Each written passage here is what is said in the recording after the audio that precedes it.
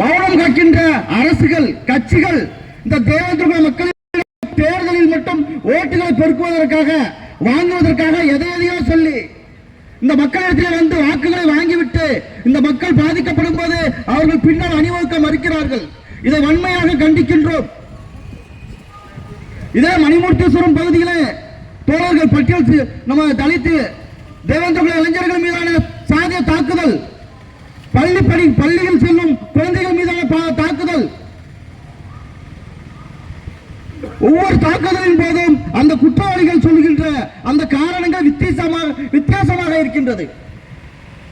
திட்டமிட்டு படுகொலை செய்கிறார்கள். ஆனால் அதற்கான காரணங்கள் அவரை பார்த்தால் எனக்கு பிடிக்கவில்லை, அவன் நல்ல சட்டை போட்டிருக்கிறான், இப்படி என்ற ஒரு எதற்கும் உதவாத ஒரு கதைகளை சொல்லி படுகொலைகளை செய்கிறார்கள். இதற்கு பின் மிகப்பெரிய ஒரு குழு இருக்கின்றது. இங்கே தொடர்ந்து தமிழகத்தில் சாதிய படுகொலை நடந்து கொண்டே இருக்க வேண்டும், பதட்டமாக இருக்க வேண்டும் என்று நினைத்துக் கொண்டிருக்கின்றது.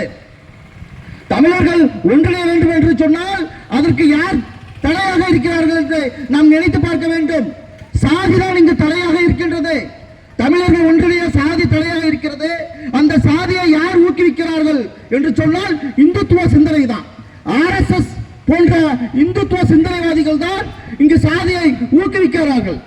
அவர்கள் தான் இங்கு ஒவ்வொரு சமூகத்திற்குள்ளும் சாதியை பண்டைகள் உற்சாகங்களை ஊக்குவிக்கிறார்கள்.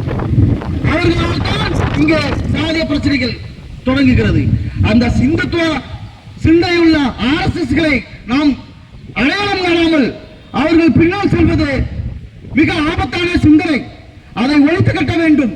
இங்கே பூர்வகுடி தமிழர்களான தேவேந்திர இளைஞர்கள், தேவேந்திர மக்கள் அரசியல் அதிகாரத்தில் வெல்லாமல் எதையும் நம்மால் சாதிக்க முடியாது. அரசியல் சக்தியாக நாம் மாற வேண்டும். RSS பாஜக போன்ற சிந்தனைவாதிகளின் சிந்தனையிலிருந்து நாம் மீள வேண்டும் என்பதை இங்கே நான் குறிப்பாக சொல்லிக்கொள்ள விரும்புகிறேன்.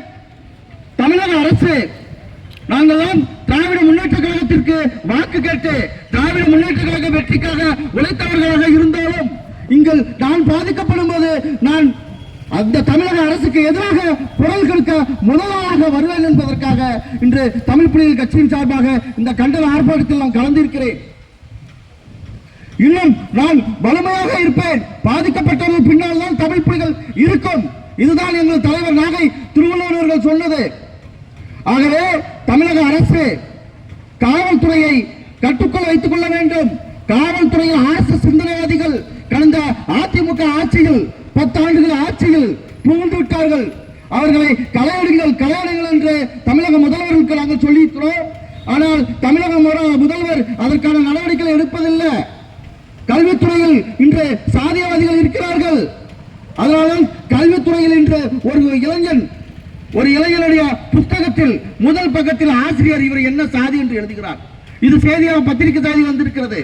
ஒரு கல்வியை குழந்தைகளுக்கு நல்வழியை சொல்லுகின்ற ஒரு ஆசிரியர் தன்னுடைய மாணவனின் புத்தகத்தில் அவனுடைய சாதி பெயரை எழுதுகிறான் என்று சொன்னால் கல்வி எவ்வளவு மோசமாகி விட்டது என்பதை புரிந்து கொள்ள வேண்டும்.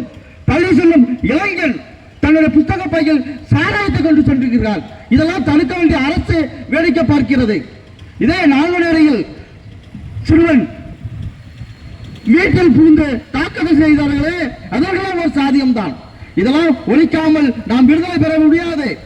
தேவகுந்திர புல இளைஞர்கள் குறிப்பாக புரிந்து கொள்ள வேண்டும். இந்துத்துவ சிந்தனைவாதிகளிடம் நாம் விலகி இருக்க வேண்டும். அப்பொழுதுதான் நம்மை நாம் பாதுகாக்க முடியும் என்று சொல்லி வாய்ப்புக்கு நன்றி கூறி விடுகிறேன். நன்றி, வணக்கம்.